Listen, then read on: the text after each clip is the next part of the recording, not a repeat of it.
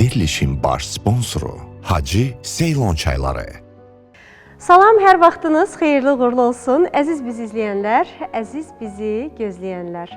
Qapımızı deyil, qəlbimizi döyənlər buyursun deyirik.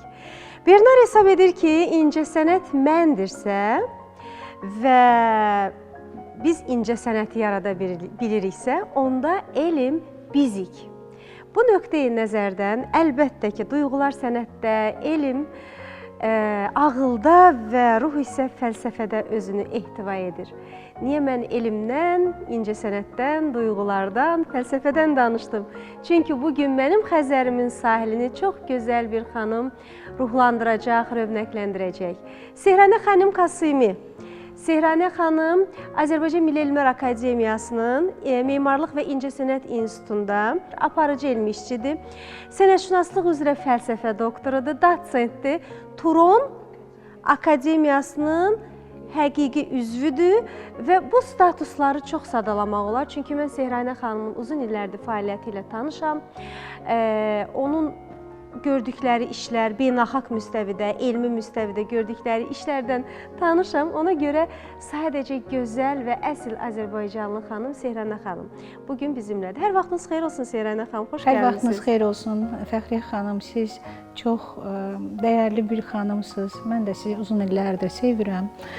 Çox təşəkkür edirəm ki, öz verilişinizə məni dəvət etmişsiniz. Bu gözəl gündə, bu gözəl Xəzərin sahilində mən sizi görməyə çox şadam. Təşəkkür eləyirəm əzizim, var olasınız və bu qarşılıqlıdır.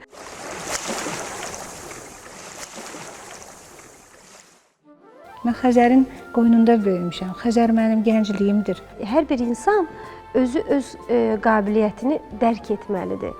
O kimdir, nəyi bacara bilər? Ailəmizdə qoyulan təməl idi. Bizim hamımız musiqi məktəbinə mütləq mənada getməliydik. Siz bir Azərbaycan qadını necə görmək istərdiniz? Azərbaycan xanımı mükəmməldir. Niyə musiqi sahəsini seçdiniz? Mənə elə gəlir ki, məni dinləyirlər. Saatlarla danışıram. Sonra düşünürəm ki, mənə deyəcəklər ki, sənin nə evə lazım, sən nə üçün danışdın? Amma bu mənim borcumdur. Gözəl sualdır Fəxriyə xanım, təşəkkür edirəm.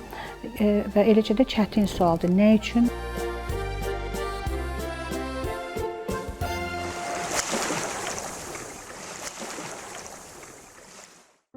Sehranə xanım, biz Xəzərin sahilindəyik. Artıq Xəzərin qoynundayıq deyə bilərik. Yaxt klubdayıq, gözəl bir məkandayıq.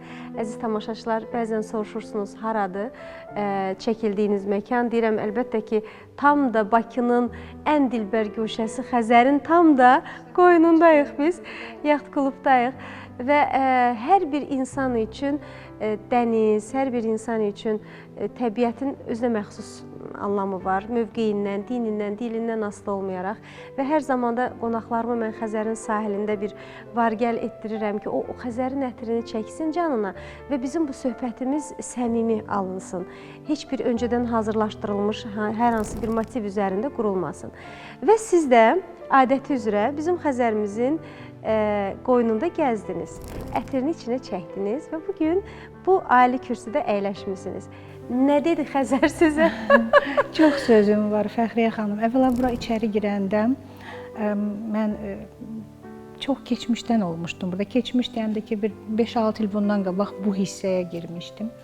Məhz bura daxil olanda buradakı dəyişiklikləri gördüm və heyran qaldım. Sanki mən Bakı şəhəri deyil, əslində Fransanın Neapolu ilə buranı müqayisə edirlər və inanın ki, Neapolda olmuşam, oradan da qat-qat gözəldir.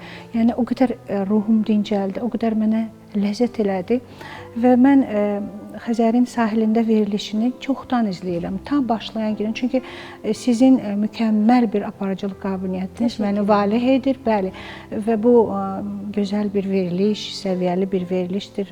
Yəni, izlədiyimiz kimi bütün səviyyəli insanların burada izləyicilərimiz, dinləyicilərimiz, bütün səviyyəli insanları burada görürlər. Mən sizin verilişə daima uğur arzulayıram. Həmişə yaşasın bu veriliş. Çox sağ olun. Çox sağ olun Sehranə xanım.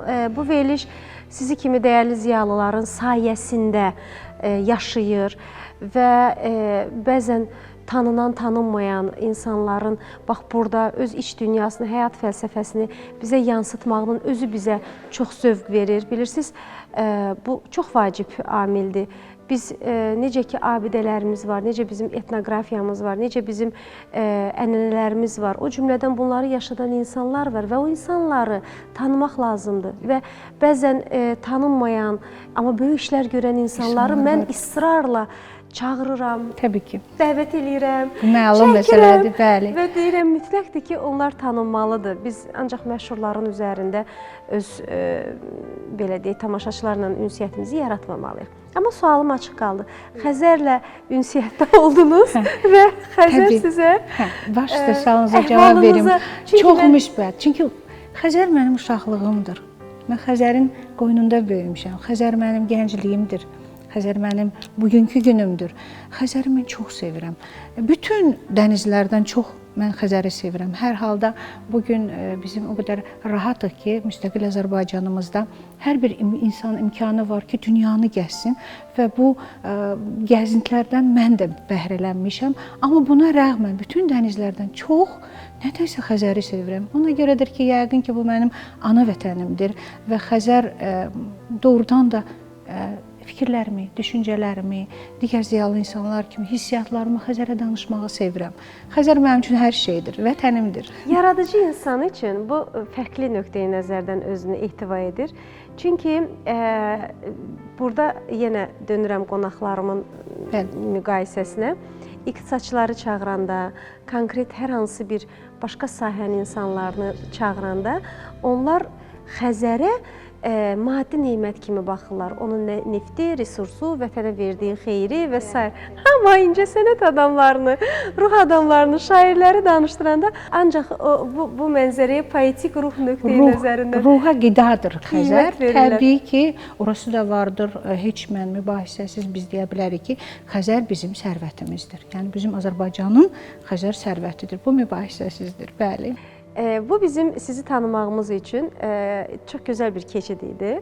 Çünki Xəzərə verilən qiymətdən artıq o insanın iç dünyasını daha yaxşı tanıya bilirsən ki, o maddi mənəvi tərəflərdən seçimini hansını seçir? Ruhu seçirsə artıq biz yolumuzu iki yolumuz var, yolumuzu keçirik. Artıq o qonaqla onun ruhu, mənəvi dünyasına qonaq olmaq istəyirik. Seyranə xanım bir musiqiçidir və əziz tamaşaçılarımız, Seyranə xanım uzun illərdir musiqi tədqiqatı ilə məşğuldur. Beynəlxalq baxın bu kitabları gətirib və bu konfrans materiallarını gətirib və mən hər birini bax belə bu şəkildə masaya düzmüşəm və mən bilirəm ki, bundan da çox var. Çünki beynəlxalq müstəvidə Azərbaycan reallıqlarına, Azərbaycan musiqi mədəniyyətini təbliğ etməyin özü də bir cəbhə döyüşüdür. Özü də bir əsgər, müsəlləh əsgər xidmətidir. Bax, biz bu insanlara qiymət verib, bu insanları tanımalıyıq. Musiqiçisiz, Seyranə xanım, elə qoy tamaşaçılarımız sizi daha yaxından tanısın. Niyə musiqi sahəsini seçdiniz? Nə bu sahədə özünü sizə çəkdi? Daha çox hansı tədqiqat yönündə siz öz işlərinizi aparırsınız? Gözəl sualdır Fəxriyə xanım, təşəkkür edirəm və eləcə də çətin sualdır. Nə üçün musiqini seçdim? Bilirsiniz, yenə də ruhuma yaxındır, onu deyə bilərəm. İncəsənət sahəsini, mədəniyyəti çox sevirəm və həmişə də çalışmışam ki, mədəni olum, öz tələbələrimə, pedaqoji fəaliyyət olanda belə tələbələrimə, hətta ailəmdə, hər yerdə mədəniyyəti nümayiş etdirim, sənət nümayiş etdirim. Estet deyirlər, belə bir söz var. Mən estetəm. Yəni estet nə deməkdir? Gözəllik aşiqi, gözəlliyi sevən bir adam. O ki qaldı mən nə üçün bu sahəni? Bu bir ailəmizdə qoyulan təməl idi. Bizim hamımız musiqi məktəbinə mütləq mənada getməli idik və musiqi məktəbini bitirməli idik. O birisilər, mənim qardaş bacılarım, onlar seçmədi, getmədi arxasınca. Çünki tamamilə başqa. Mənim ruhuma yaxın olduğu üçün mən arxasınca getdim bu işin. Getdikcə də və o gözəlliyi, o fortepianonun səslənməsini, digər kamera orkestrlərini sevirdim, klassik əsərləri sevirdim. Öyrəndikcə işləyirdim onları, çalırdım, ifa edirdim və bu sevgi getdikcə böyüyürdü.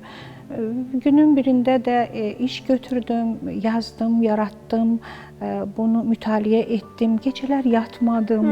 Yəni ki, bəli, çünki özüm istədim, öz sevgim var bu oxumağa, yazmağa və mütaliədən başqa günün bu gününə kimi də axtarıram. Tədqiqatla məşğulam, araşdırıram. Həm musiqişünas kimi, bir də mən Qafqaz Albaniyası şöbəsində işləmişəm. Orasını da qeyd edərəm mən sizin üçün. Biraz sizə yəni istiqamət verərəm ki, siz anlayasınız. Buyurun. Musiqi ilə məşğul olmusunuz, uşaqlıqdan dediniz və hər hansı bir instrumental ifaçılıqla məşğul olmusunuz, Təbii ki, fortepiano. Fortepianoda. Siz fortepiano ifaçısı kimi də konsert proqramları ilə çıxış edib, müəyyən bir amma siz elmi müstəvini seçdiniz. Bax, bunun tədqiqat obyekti kimi özünüzə əsas yol götürdünüz. Təbii ki, yəni həyat yolum elə gətirdi ki, mən sırf ruslar buna исполнитель deyirlər, yəni ifaçı olmadım. Lakin fortepianoda ifa etmək, hətta bəstələrim var idi. Ta institut vaxtlarından sonralar, lap balaca vaxtımda mən sevirdim bir nəsə bir mahnı bəstələməyi, onu improvizə etməyi. Məsələn, türk musiqiçiləri ifa edirdi, onları mən öz dilimizə çevirərək onu özüm üçün yaradırdım, içimdə, özümdə, evimizdə. Amma sırf elmi müstəviyə artıq müəllimlər institutunun Sumqayıt filialında çalışanda bunu qarşıma qoydum. Çünki bu bizdən tələbat var idi. Hər bir institutda, pedaqoji fəaliyyətlə, ümumiyyətlə, ali məktəblərdə işləyən insanlar təbii ki, titul dərəcəyə malik olmalıdırlar. Mən də bunun arxasınca getdim. Getdim və uğurla da bunu davam etdirdim. Deyirlər ki, belə bir ifadə var, sevgi ilə məharət bir araya gələndə, Bəli. Bax, onda artıq əsl sənət ortaya çıxır. Hər bir insan özü öz qabiliyyətini dərk etməlidir. O kimdir, nəyi bacara bilər, onun məharətini artıq bax o anda birinci məharəti odur ki, o seçir və nə istədiyini bilir. Bəzən insanlar var, müəyyən yaş həddinə çatır və baxırsan ki, bəlli də yaş həddi var, amma onlar hələ özlərini tapmayıblar, bilirsiniz. Bu çox vacib amildir və Seyranə xanım, siz bir qadın olaraq, Azərbaycan qadını olaraq, Azərbaycan imzasını beynəlxalq kürsülərdə, elmi müstəvidə bir Azərbaycan yazılır və Seyranə Qasimi yazılır və o masada əyləşir və o tribunada çıxış eləyir. Bir Azərbaycan qadınının desək ki, teoriyasını verin, desək ki, onun tərifini verin. Siz bir Azərbaycan qadını necə görmək istərdiniz və yaxud necə olmalıdır? Niyə biz digər müəyyən ölkələrlə müqayisədə o qadınlardan bizim qadınlarımızın fərqini daha çox gözəl sualdır Fəxriyə xanım. İnanın ki, bu sualı o qədər çox sevirəm və elə həvəslə bu suala cavab verirəm. Çünki bizim Azərbaycan xanımları, Azərbaycan qadınları sözün əsl mənasında qəhrəmandırlar. Bax, bu yaxınlarda bizim ziyalı xanımların bir yığıncağı oldu və orada mən bu sözləri təkrar dedim. Çünki Azərbaycan xanımı həm gözəl anadır, həm gözəl xanımdır, evinin xanımıdır. Eləcə də elm xadimidir, mədəniyyət xadimidir, sənət adamıdır, iqtisadiyyatdadır. Yəni, bugün bu gender sosializmindən mən dərs demişəm universitetdə və bu sahəni o qədər sevirəm ki, və yenə də gətirirəm sözümü ora ki, Azərbaycan xanımı qəhrəmandır, Azərbaycan xanımı mükəmməldir. Ailəmdə də, cəmiyyətdə də, hətta fəaliyyətimlə, ali məktəbdə fəaliyyətimlə məşğul olanda da tələbələrimə, hər kəsə bugün Azərbaycan qızının cəmiyyətdə özünü necə aparması barədə inanın ki, saatlarla danışıram. Sonra düşünürəm ki, mənə deyəcəklər ki, sənin nəyi lazım, sən nə üçün danışdın? Amma bu mənim borcumdur, bilavasitə borcumdur. Çünki mən az, yəni təvazökarlıqdan uzaq olsa da bugün ziyalı bir insan kimi, bir xadim kimi, bir elm adamı kimi borcumdur bunu deməyə və mənə elə gəlir ki, məni dinləyirlər. Seyranə xanım, biz müəyyən dövrlər yaşadıq, müəyyən dövrlər keçdik və bu dövrlərdə çox dəyişikliklər gördük. Həm mənəvi nöqteyi nəzərdən dəyişikliklər gördük, həm elə bioloji, həm maddi fərq eləməz. Adicə, bax, görürsünüz, indi bizim bulvarımızın kənarı necə gözəldir. Addım atdığımız hər bir yer inanılmaz dərəcədə sürətlə dəyişir və o sürətlə dəyişmələrə baxış da dəyişir, qiymət də dəyişir. Zaman vardı, mən xatırlayıram ki, bulvar kənarında gəzəndə skamyaları yazırdılar, cızırdılar, Bəli. sındırırdılar, divara Doğru nəsə deyirsiniz. yazırdılar, nalayiq sözlər yazırdılar. Hara gedirdinsə bir divarlardan. Amma bugün bunu heç bir vətəndaş etmir. Etmir. Niyə? Çünki ona bəzən uşaqlara tərbiyə edəndə bunu etmə deməkdənsə onu göstərmək lazımdır. Və biz onlara o göstərilir ki, bu gözəldir. O anlayır ki, bu təzədir, təmizdir, gözəldir. Toxunmaq olmaz. Bu davranış bilavasitə bizim zehniyyətimizə də təsir edir. Təsir edir, ehtiva edir, bəli. Elə bax, mən bir sizə sual verəcəm, amma bizə işarə edirlər ki, reklamlarımız yaxınlaşacaq. Mən istərdim ki, vaxtımız artıq yaxınlaşır. Çayımızdan bir qurtum içeyim. Baş üstə, baş üstə. Mən bu çaydan içib sizin Cavabınızı qiymətinizi Bəli, qiymətinizi gözləyəcəm. Baş üstə. Çünki təqdim etdiyim bu gözəl təamın mən bilirəm qiymətini. İstəyirəm siz də biləsiniz. Baş üstünə onu içərik. Seyranə xanım, mən də sizinlə bərabər həmişə qonaqlara təklif eləyirəm, gözləyirəm o cavab versin. Sonra özüm reklamlarda içirəm. Deyirəm elə yox, qonaqlarla bərabər mən bu dadı baxaq və eyni qiyməti verəm. Çay bizim zaten dəyərlimizdir. Bu Hacı Seylon çayıdır. Çox gözəl. Və Azərbaycan brendidir. Biz inkişafdan danışırıq və biz bütün mənalarda Azərbaycan imzasını yaşatmaqdan danışırıq ki, bu da bir Azərbaycan brendi olaraq ərzaq məhsulları içərisində özünü təsdiq edən bir məhsuldur. Hacı Seylon çayıdır, əzizlərimiz. Siz Hacı Seylon çaylarının baş sponsorluğu ilə Xəzərin sahilində verilişini izləyirsiniz. Xəzərin sahilindən sizi salamlayırıq. Çox gözəl bir xanım bizim qonağımızdır. Xəzərin qoynundayıq. Qısaca bir aramız var. Yenidən bizimlə olun, çünki maraqlı məqamlar var ki, Sehranə xanıma biz sürpriz eləmişik. Verilişin baş sponsoru Hacı Seylon çayları.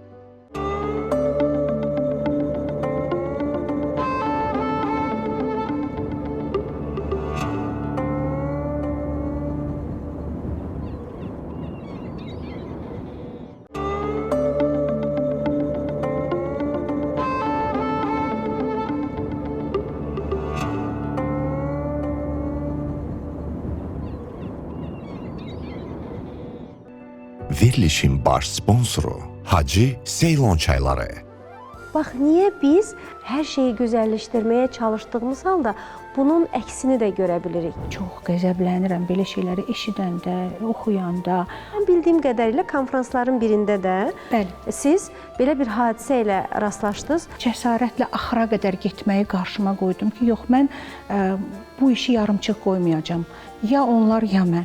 Olubmu ki, məsələn, kəşf eləmisiniz ki, belə bir qeyri-adi musiqi aləti var və bu alət bizə məxsus və bu necə ifa olunur? Hə, mən bu barədə sizə bir maraqlı əhvalat danışım.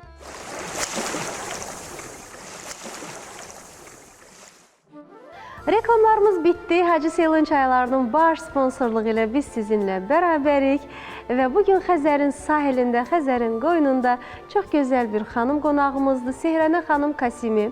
Sehranə xanım Azərbaycan Milli Elmlər Akademiyasının Memarlıq və İncəsənət İnstitutunun aparıcı elmi işçisidir.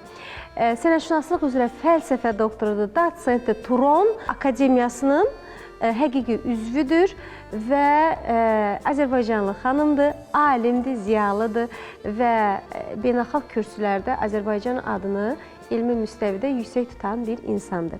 Sehranə xanım, qaldığımız yerdən davam edək. Sizin bax, müəyyən ölkələrə gedirsiniz, müəyyən ölkələrdə müşahidə edirsiniz və o insanların bədii zövqünü, musiqi zövqünü, məişət zövqü ilə müqayisə edirsiniz. Bunu biz hamımız edirik. Elə ki, hüdudlardan kənara keçdik, həmən müəyyən məsələləri özümüzlə müqayisə etməyə başlayırıq. Və nə xoş bizə ki, son zamanlar hara gediriksə gedək, birinci sözümüz o olur ki, Bakı buradan daha qəşəkdir. Yəni, bunu artıq hər addımda biz hiss edirik. Bəli, biz gözəl sözlər deyə bilərik, çünki bilirik ki, bu belədir. Amma bu gözəlliyə çatmaq üçün nöqsanları da aradan qaldırmaq lazımdır. Bir Azərbaycanlı ziyalı xanım kimi necə düşünürsünüz? Bizim son zamanlar sosial məişət mövzulu verilişlərdə belə aqressiv, belə xoşa gəlməz, eyni zamanda insanların get-gedə həm də müəyyən bir cinayət, ağla sığılmaz bir cinayət məsələlərinin üzə çıxmasına səbəb nədir? Bax, niyə biz hər şeyi gözəlləşdirməyə çalışdığımız halda bunun əksini də görə bilirik. Mən bunu bütün ziyalılardan soruşuram.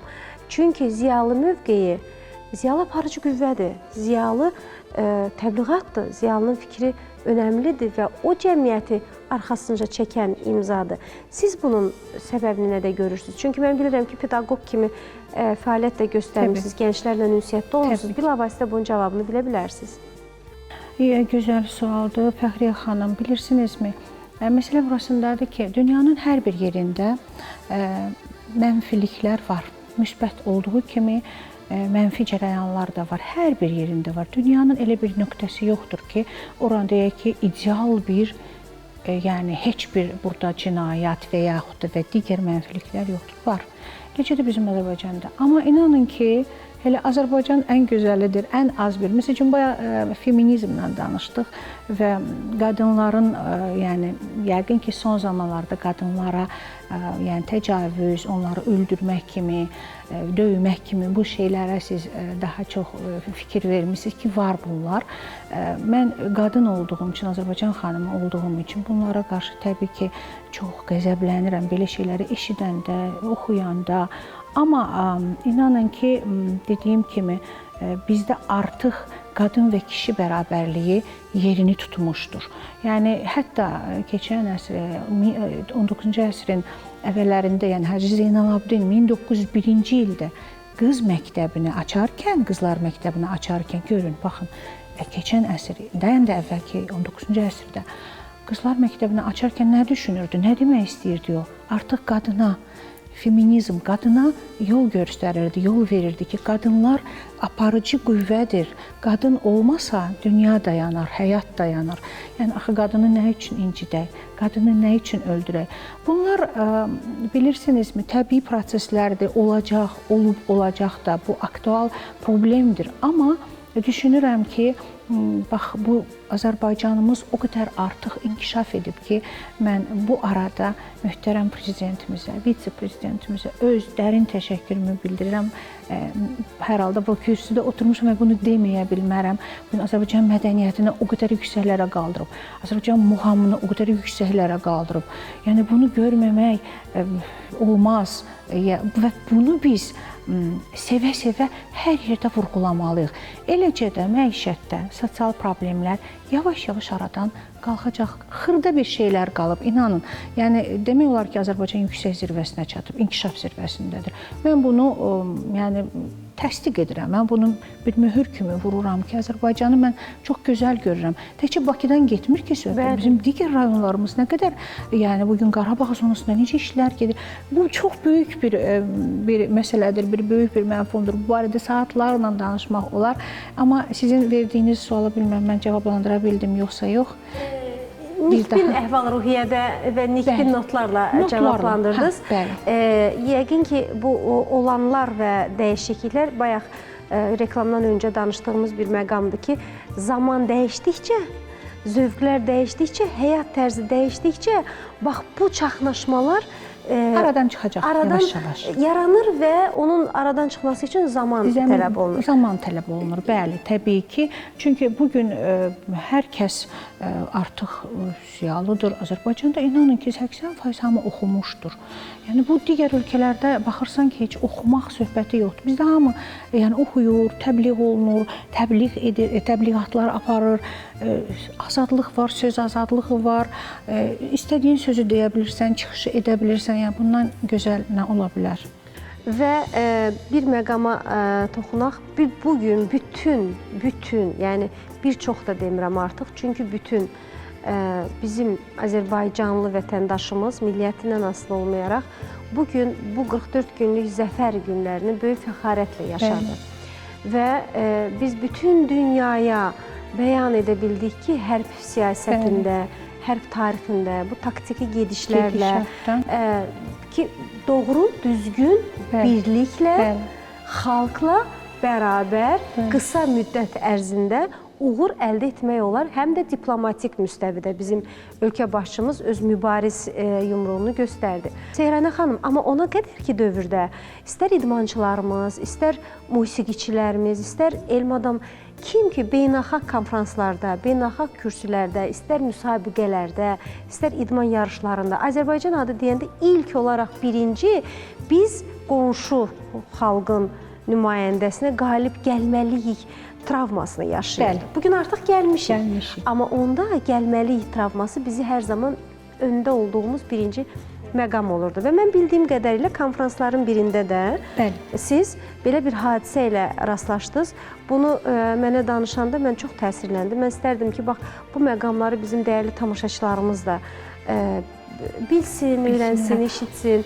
Çünki biz bunu unutmamalıyıq. Bəli, doğrudur. Biz nədən türklər demiş, nərədən nərəyə gəldiyimizin fərqinə varmalıyıq. Təbii ki. Deməli, bu yaxınlarda Belarusiyada bir konfrans keçirilirdi. Mən ora material göndərdim, elmi məqaləmi yazdım, göndərdim. Təbii ki, rusca, ingiliscə, orada bilirsiniz, indi dünyada konfranslar yeganə dildə aparılır, ingilis dilində. Amma yerli ölkənin dilində də aparılır. Rus dilində göndərdim, rus dilində getdi və mənə məqaləmin adı belə idi.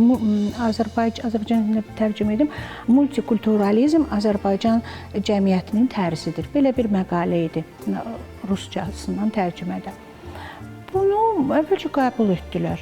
Sonra gözləyirəm ki, yəni qəbul etdikdən sonra onlar bizlə əlaqə saxlayırlar. Ya biz pul köçürürük həmin konfransa, ya ödənişidir və s. Heç bir cavab çıxmadı. Yazdım. Daha doğrusu zəng etdim. Orada telefon var idi.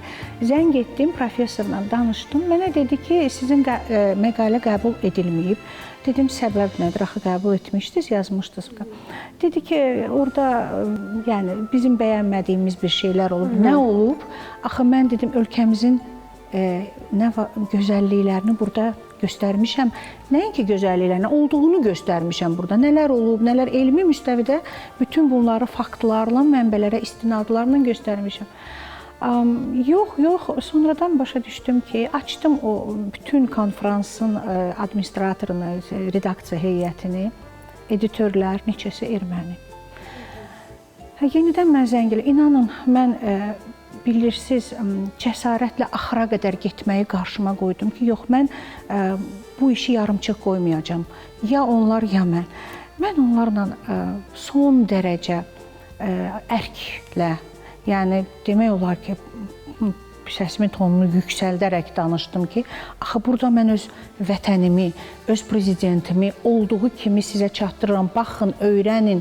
Siz demiş 44 gün o qədər gözəl bayaq siz onu təsvir etdiniz ki, inanın ki, mən heç elə danışa bilməzdim. Bəli, bugün bizim alnımız açıqdır. Bu zəfəri biz gördük. Bu zəfəri görün də, oxuyun, bilin, öyrənin ki, və sonunda bizim institutun, fəlsəfə institutunun deməli, institutun direktoru İlham müəllimin də orada məqaləsi gedəcəkdi. Bir sözlə məqaləni qəbul etdirdim. Etdirdim və o məqalə konfrans materialında topluda çıxdı. Multikulturalizm Azərbaycanın həyat tərzidir. Sonra bunlar məni təbrik etdilər, sertifikat göndərdilər. Yaxşı, bəs onda deməli, yenə harda olsa bizim paxıllığımızı çəkirlər. Harda olsa bizi dala, arxa. Təkcə bu deyil, çox belə şeylər olub. Yəni mənim bu konfranslarla, beynəlxalq səviyyədə, müstəvidə gördüyüm işlərlə əlaqəli çox belə şeylər olub. Bu yaxında yeni bir məqalə, Adil Bəbirov mənim müəllimim olub.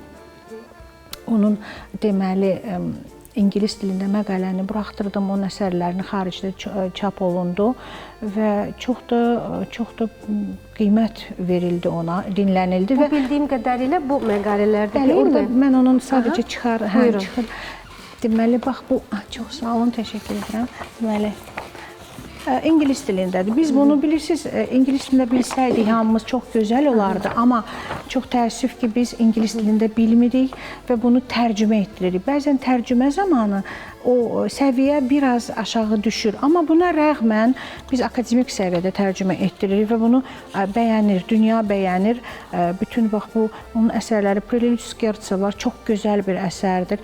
Oradan artıq mənə məktublar yazırdılar, telefonla zəng edirdilər ki, bu hansı əsərdir, onun əsl kitabları bizə göndərin, PDF variantını göndərin. Çünki bunları biz etməsək, yazmasaq, bunları tədqiq etməsək, inanın ki, kənarda kimsə bilməz axı bizim belə kompozitorlarımız, bəstəkarlarımız var, bizim bu işlərimiz var. Konqreslər çoxdur, yəni... Elə mən bax bu kitablara baxıram və sizin müəllif olduğunuz kitablar da var bildiyim qədərilə. İnanın ki, iki kitabımı gətirə bilmədim, tapmadım evdə. Bu da birinci kitabım olub desin, Azərbaycan musiqi mədəniyyəti şərq və qərb kontekstində. İkinci kitab bayaq dediyim kimi, deməli, Qafqaz Albaniyasının İncəsənət və Memarlığı şöbəsində işləyirdim və mən və çox həvəslə o işə başlamışdım və orada çoxlu böyük tədqiqatlar aparmışdıq. Bizi göndərirdilər, direktorumuz deməli Zakatala Balakyan'a mən bir dəfə getmişdim. Orada nəinki yəni arxeoloqlar işləyir. Axı biz musiqişünas kimi hansı bir aləti tapanda... Elə bax, mən onu soruşmaq istəyirdim ki, bax, hər hansı bir tarixi arxeoloji qazıntılar çıxanda orada müəyyən bir eksponatlar bəli. Çıxanda onun tədqiq olunur. Tutaq ki, ən çox məişət xarakterli bir şeylər çıxır. Düzdürmü? Kasa Üzü, çıxır, sırqa, incəsənət. Amma musiqi, bax, siz olubmu ki, məsələn, kəşf eləmişsiniz ki, belə bir qeyri-adi musiqi aləti var və bu alət bizə məxsus və bu necə ifa olunur? Mən bu barədə sizə bir maraqlı əhvalat danışım. Bayaq danışdığım kimi Balakən rayonuna getdik biz, bizi qarşıladılar, icra hakimi nümayəndələri qarşıladı, yerləşdirdi və biz Cəşnaslıq muzeyinə getdik. Bəzi dediyiniz o eksponatlarla tanış olduq və orada mənim nəzərimi bir aşıq xanım cəlb elədi. Deməli, yenə də... Xanım, hətta bilirsiniz ki, o xanımdır. Xanım və aşıq və birinci aşıqlar qurultayının ilk yəni lider, aparıcı, mühasirə edəni. Təsəvvür edirəm də o ifa edib aşıqda, sazda. Aşıq Sənəm. Aşıq Sənəm haqqında araşdırma apardım. Girdim ki, Aşıq Sənəm vaxtı ilə sevdiyi oğlanla qovuşa bilmədiyindən at belinə minib, kişi paltarını geyinib və onun adını biraz təbii ki, yaxşı çıxmasa da Erkək Sənəm adlandırırdılar. Erkək Sənəm deməli öz aşığı ilə, sazı ilə aşıqlıq edir Balakəndə. Və gələk Balakənli olub o. Bəli, onu gördüm orada, onun haqqında sonra mən tədqiqat apardım və yazdım. Qobustan jurnalında Əziz Cəfərzadənin də bir məqaləsi o vaxtı çıxmışdı və mənim də bu məqaləm gənc idim. Onda 30 ilin söhbəti var, sevirdim. Gedim, axtarım, arayım və bir də muzeydə mən hansı alətlə tanış oldum? Dediyiniz, bax, bura toxunaq, dambra aləti. Onlar dambra. Məsəl üçün dambra Orta Asiya deyir. Dambra yoxsa damra? Dambur deyir Balakənlilər, Zakatalalılar dambur deyirlər. Tambur. Məsələn biz deyirik təmbur. Məsələn deyirik Şirvan təmburu. Düzdürmü? Belə alətin adı var. Amma bunlar dambur deyir. Dambur da nədir? 2 dənə simdən ibarətdir. 2 dənə simdən ibarətdir həmin alətin quruluşu. Çox qədim alətdir. İnanın ki, çox əsrlərə gedib çıxır bu alət və bu aləti sevə-sevə bu həmin o Zakatala Balakən zonası. Onların biz məsələn deyirik yallı, onlar deyirlər halay. Yəni bunlar haqqında mən çox yazmışam, çox maraqlıdır. Yəni bu yerdə inanın ki, siz danışırsınız, dinləmək də maraqlıdır. Hətta mən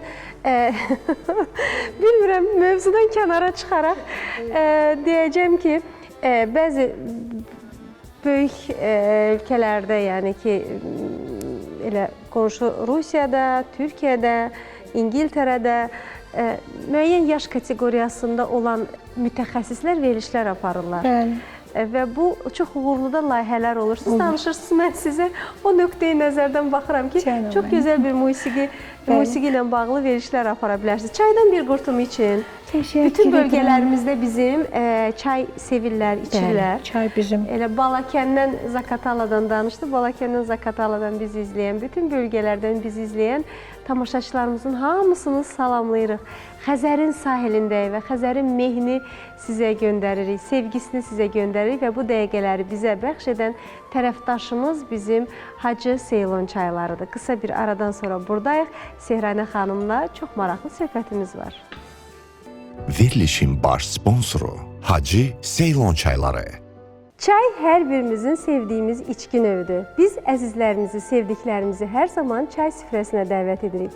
Çünki bilirik ki, çay insan orqanizminə çox xeyirlidir. Və bilirsinizmi ki, çayın tərkibində 300-dən çox kimyəvi birləşmələr var və bu birləşmələr yaxşı dəmlənmiş, əsl keyfiyyətli çayda olduqda insan orqanizmində bir sıra xəstəlikləri aradan qaldırır.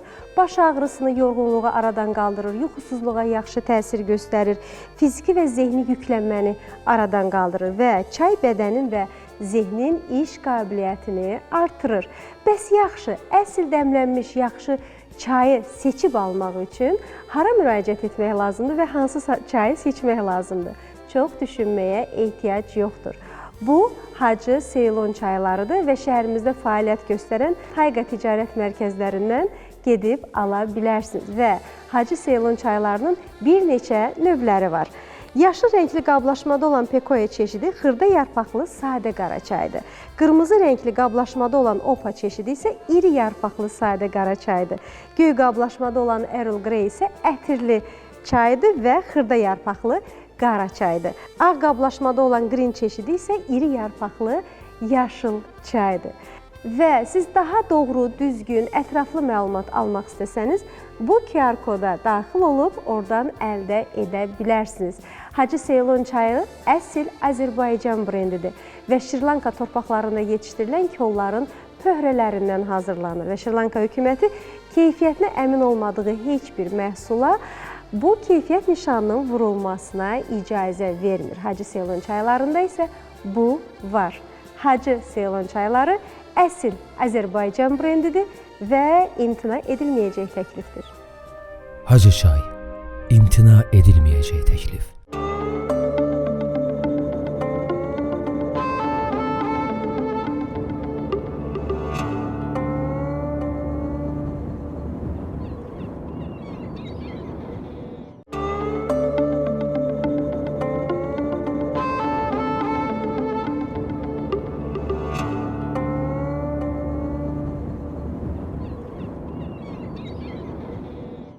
Verilişin baş sponsoru Hacı Seylon çayları. Bir insanın öz məni tam olmayınca o heç vaxt sənətkar və böyük insan ola bilməz. Yəni çox adam onu örtbasdır edir, amma bu yaxşı xüsusiyyət deyil. Biz bu baxış bucağında hər zaman görmək istədiklərimizi görürük. Mən bu gün çox xoşbəxtəm ki, mənim evladlarım çox gözəl tərbiyə almışlar. Bunun da demək olar ki, 50%-dən çoxu mənim öhdəmə düşür. Təbii ki, bu sizin üçün sürprizdir, Sehranə xanım. Bəli, mənim üçün sürpriz oldu. Çox heyecanlandırım sizi. Heyecanlandırmayın, mən aja bilmirəm, daha neydim.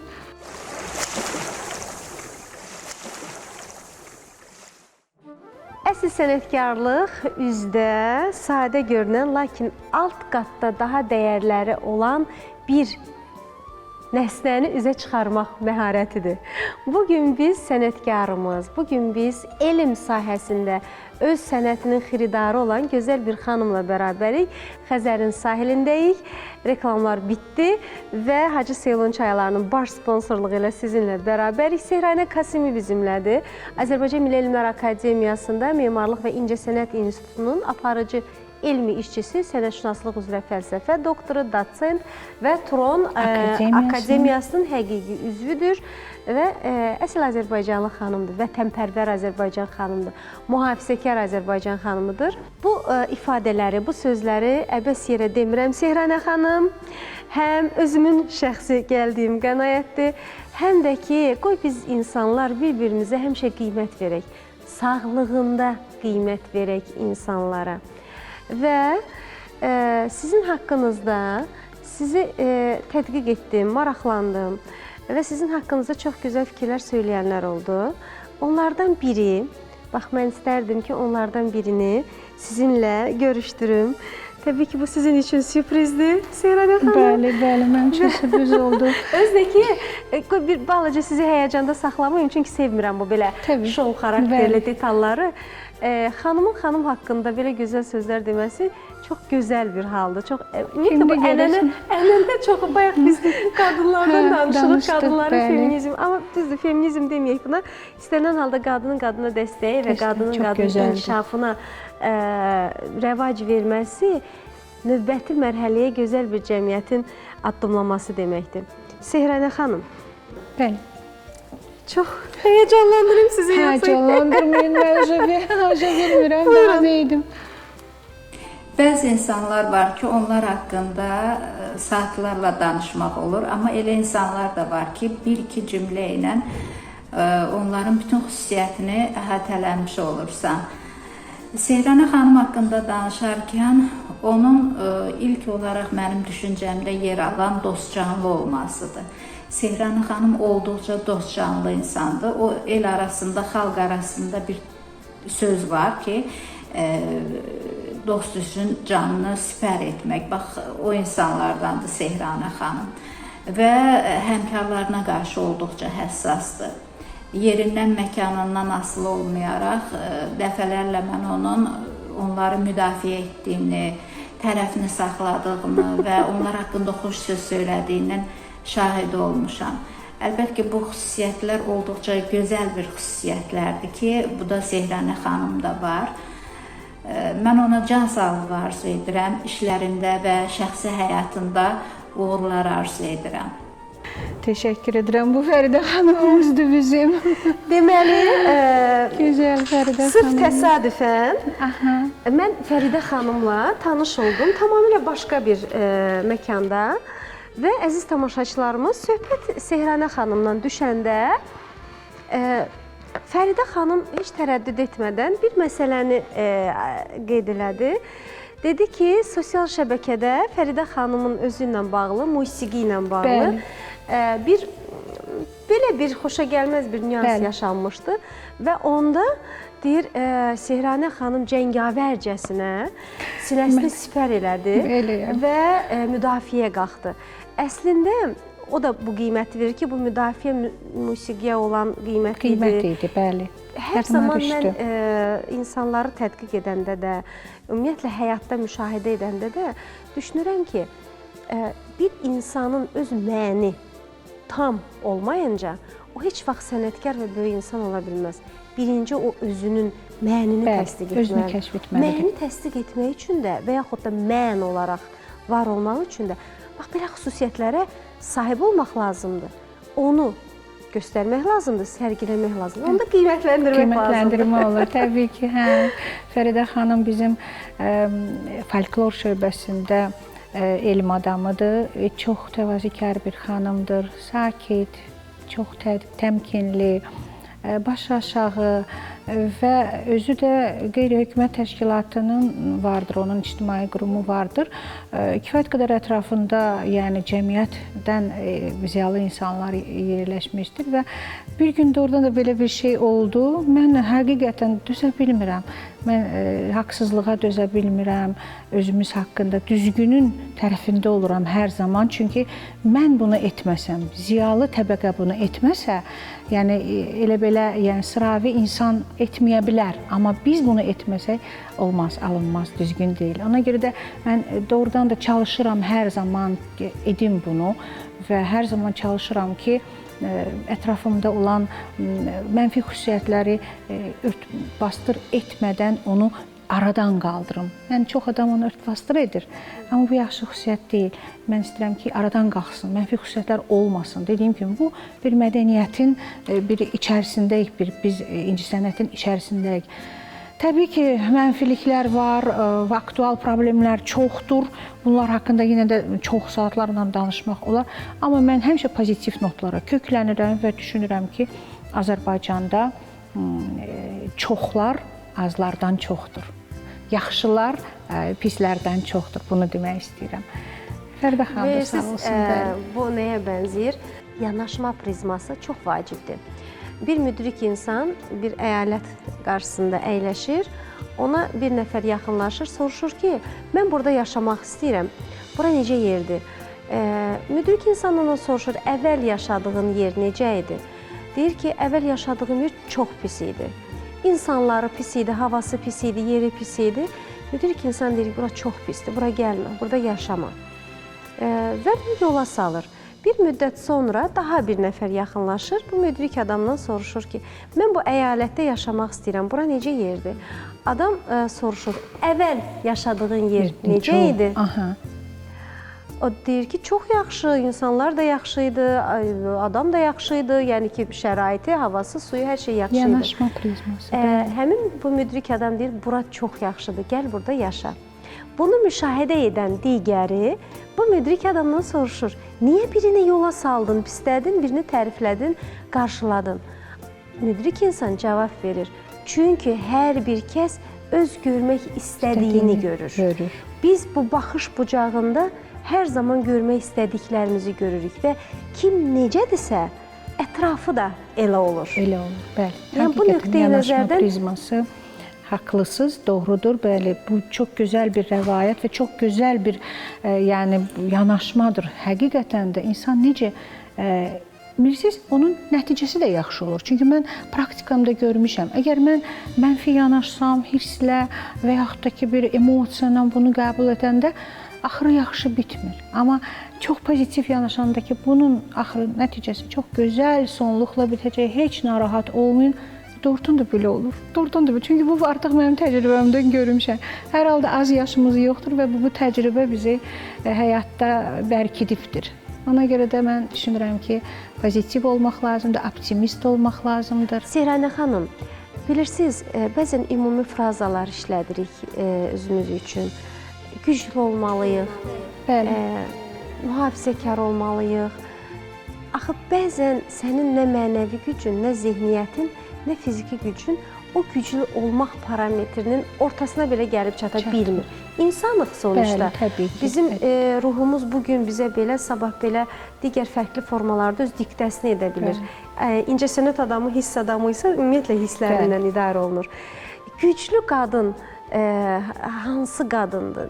Güclü olmaq üçün hər zaman, bax, mən artıq 40 dəqiqəyə yaxındır ki, sizlə söhbət edirəm və hər sualımın arxasında mən nikbinlik görürəm, xoş emosiya görürəm. Digər öncədən hazırladığım o sualları artıq burada doğru hesab etmirəm. Çünki gözəl şeylərdən danışmaq istəyirəm. Güclü olmaq üçün qadınlarda hansı xüsusiyyətlər olmalıdır? Daha böyük masштabda desək, insanda hansı xüsusiyyətlər olmalıdır deyə bir cavab verə bilərsiniz. Təbiidir. Bilirsiniz, bir müsahibəmdə mən danışmışdım bu barədə. Mənə sual verdilər ki, siz gözəl anasınız, gözəl alimsiz, gözəl xanımsınız və yaxud sual veriblər. Bunlardan hansını birinci qəbul edirsiniz? Gözəl ana mı, gözəl alimmi, gözəl xanımmı? Bir də bir neçə dənə orada sadalanmış. Mən düşünmədən dedim ana. Çünki ana, gözəl ana olan şəxs, qadın hər şeyi həyatda gözəl edəcək. İnanın mənə, yəni bunu mən artıq yenə də deyirəm, öz təcrübəmə əsaslanaraq deyirəm. Mən bu gün çox xoşbəxtəm ki, mənim evladlarım çox gözəl tərbiyə almışlar. Bunun da demək olar ki, 50%-dən çoxu mənim öhdəmə düşür. Onları dinləmişəm, onları incitməmişəm, onlara qışqırmamışam. Güclü olmaq çox çətindir. İnanın, Fəxriyə xanım, yəni güclü ana olmaq, güclü qadın olmaq, güclü insan olmaq asan məsələ deyil. Həyatda bəzən udursan, səbirli olursan. Səbir, məsəl üçün, Qur'anımızda da yazılıb ki, səbir birincidir. İnsan hövsələli olanda, səbirli olanda hər şeyə qalib gəlir, hər şeyə. Mən çox səbirliyəm, yəni çox sevirəm də səbirli olmaq. Hamıya da səbirli olmağı tövsiyə edirəm. Eləcə də analara, qadınlara, qadın səbirli olanda, bəzən görürsən evdə çatışmazlıqlar olur ailədə, imkansızlar olur, dözün, səbirli olun, hər şey yoluna girəcək. Tək ki o evə sevgi girsin, məhəbbət girsin, qarşılıqlı anlaşma olsun. Xanım öz yoldaşını, həyat yoldaşını sevərsə, inanın mənə, o evdə gül çiçək olar, o ev, necə deyim, çırağban olar. Eləcə də qadınlarımızın, dediyim kimi, güclü, səbirli, daha doğrusu güclü və böyük, mükəmməl olmasına səbəblərdən biri də elə məhz səbirli olmasıdır, hövsələli olmasıdır. Bax, bu gözəl sözdür. Bu tövsiyədir bizim gənc xanımlarımız üçün, amma tövsiyə üçün yaş həddi yoxdur düşünürəm ki. Ona görə elə bu hər bir kəsə tövsiyə olunur, istər bəylərimizə, istər xanımlarımıza. Sehranə xanım, zaman necə gəldi, keçdi bilmədim, amma biz ayrılan zaman başa çatdı. Bir Azərbaycan xanımı olaraq bu səbirli, gözəl, təmkinli, ziyalı bir xanım olaraq sizi tanımaq bizə çox xoş oldu. Ümid edirəm ki, bu auranı biz tamaşaçılarımıza sirayət etdirə bildik. Və bu Hacı Seylon çaylarının baş sponsorluğu ilə buradayıq və biz sizə bax bu hədiyyə, içib təriflədiyiniz çaydan sizə hədiyyə veririk ki, çox gözəl çay idi. Siz bu hədiyyəni evdə dəmləyin, sevdiklərinizlə, o əzizlərinizlə bərabər. Çox hörmətli prodüserimizdən bu çayı rica eləyirəm. Sehranə xanım, bu Hacı Seylon çaylarını aparırsınız evə. Bunun içində yaşıl çay, qara çay, vaxtınız olmasa dəmləməyə, bunun içində paket çayları, bütün nümunələri var. Nə gözəl. Mən əminəm ki, siz bunu bəyənəcəksiniz. Əlbəttə ki, ana olmaq bir qadın üçün bütün kürsülərdən ən alisidir. Və bir ana kimi mətbəxdə qaynayan qazanınız və dəmdə olan çayınız olsun. Ona görə də bu əsl Azərbaycan brendidir və məlumat üçün sizə deyim ki, bax bu qalaqrama keyfiyyət nişanəsidir ki, bunu Şri-Lanka hökuməti keyfiyyətinə əmin olmadığı heç bir məhsula vurmur. O, çox təşəkkür edirəm Fəxriyə xanım. Gözlənilməz sürprizlərlə qarşılaşdım. Valla mən gerçəkdən bu türklər demiş ki, heç bunları gözləmirdim. Fərdə xanımla siz məni danışdırdınız onun xoş sözlərini. Bu gözəl sürprizi, gözəl bu hədiyyəni verdiniz mənə, minnətdaram sizin diqqətiniz üçün, sizin gözəlliyiniz üçün, bu gözəllik nəyə desən dəyər, çox sağ olun. Və bu gözəlliyin daha bir rəngi də var. Hər zaman xanımlarımızın, gözəl xanımlarımızın ürəyini nə xoş eləyə bilər. İki hədiyyədən xanımlar heç zaman imtina etmir. Bir də çiçək. Eləmi? Ətər və çiçək. Siz inanın, mənə hədiyyə olunan bütün ətirlərin həmən ağzını açıram ki, birdən kiməsə hədiyyə vermək istəyirəm, verməyim, bu özümdə qalsın. Nə gözəl, nə gözəl. Bu çiçəklər isə ağ çiçəyimdəndir. Artıq uzun illərdir bizim xanımlarımızı bütün məclislərdə sevindirən, hər zaman bu gözəllikləri ilə xoş edən və öz belə deyək, səviyyəsini, zövqünü qorumağı bacaran Ağ Çiçəyin firmasıdır. Çox gözəldir. Və Ağ Çiçəyin bütün xanımlarımızın sevimli məkanıdır. Oradan gələn çiçəklərimiz artıq biz deyirik, bəli, bu Ağ Çiçəyindən gələn çiçəklər. Bu sizindir. Olarmı bunu mən götürüm? Siz bunu aparacaqsınız. Bax, elə də gözəl bunu büküblər. Masanıza qoyun, iş masanıza qoyun, evinizdə hər hansı bir yerə qoyun. Çox gözəl bir formada göndərin. Çox zövqlüsünüz, çox gözəlsiniz Fəxriyə xanım. Sizi mən çox sevirəm, bilirsiniz. Çoxdan çox sevirəm mən sizi.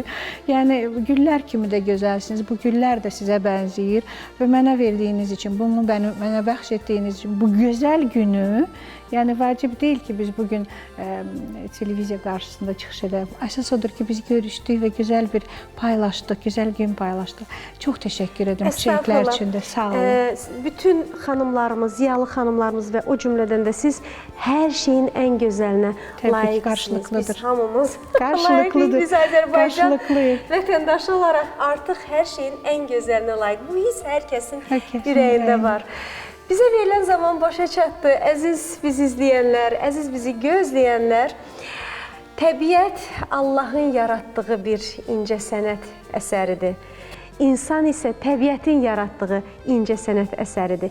İnsanın insana verdiyi ən gözəl dəyər sevgidir, sevgidir, sevgidir, sevgidir. Hər birinizə bol sevgilər arzusu ilə bugünü yekunlaşdırırıq. Növbəti gündə görüşmək ümidi ilə Allah amanında. Verilişin baş sponsoru Hacı Seylon çayları.